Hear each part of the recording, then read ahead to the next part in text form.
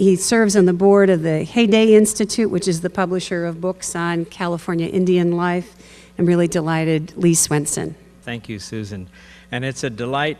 We live in Berkeley, of course, where is one of the epicenters of American Indian culture and life, partly through, of course, Heyday Institute with Malcolm Margolin, who wrote the classic, The Ohlone Way, which was rated one of the top 100 nonfiction books of the 20th century. But I came to my interest and then passion for understanding what's going on in this great renaissance of American Indian culture that's happening through when I was executive director here in Berkeley of the Fairlawns Institute.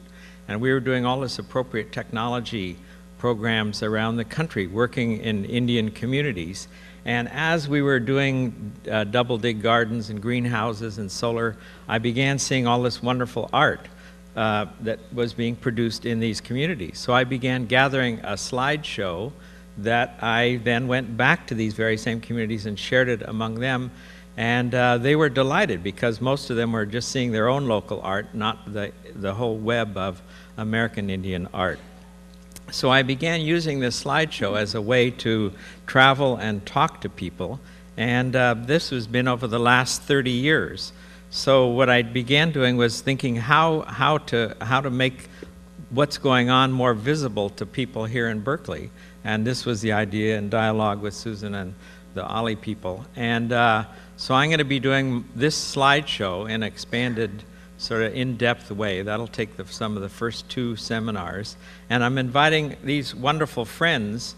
Again, Malcolm Margolin will come for a seminar, and a American Indian dancer and elder named Frank LaPena is coming, who's an emeritus professor in Sacramento at Sac State. And we'll be using video, film clips, all these kinds of tools.